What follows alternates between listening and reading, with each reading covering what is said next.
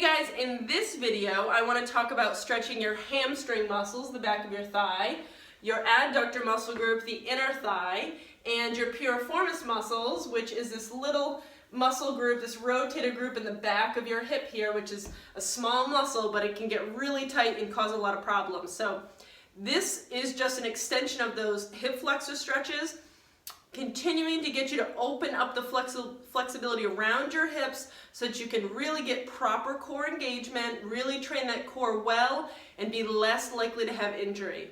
So first I'm going to show you hamstring stretch. I prefer to teach this standing.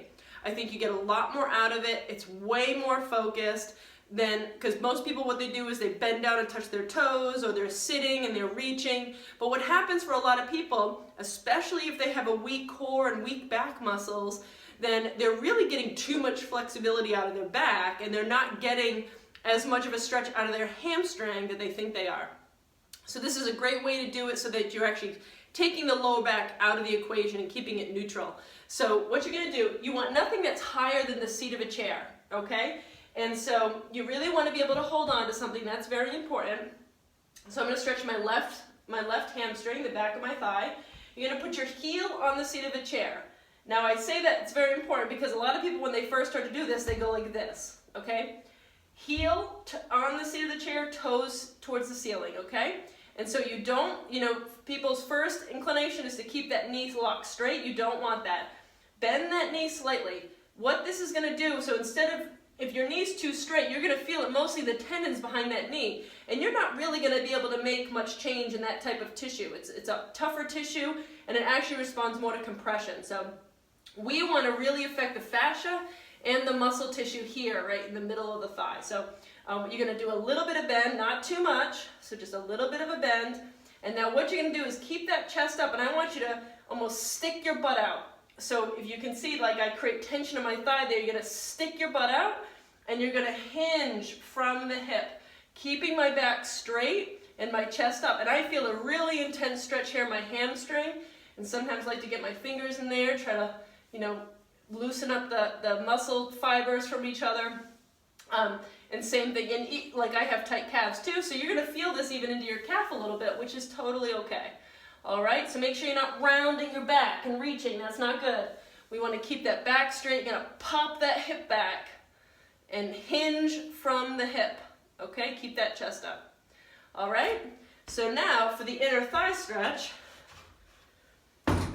you're going to stand really wide. So actually, I'm going to move my chair because it's really good for people when they're first starting out with this that they hold on to something, because what's important is, and I'll show you from the side, is that you actually get your hip way back, right? You don't want to be forward. A lot of people, you're doing this without good core stability, and you're not holding on to something. You're going to move forward, and the weight's really going to be in your knees, and we don't want that. So you really want to, we're going to stretch the right side, right inner thigh, and you're going to pop that left hip back. Okay, and you're going to hold that 30 seconds to a minute, and then on the other side, same thing, really sitting back in that hip. So from a side view, what does that look like? I'm really wide here. I'm popping that hip back, so I'm holding on here.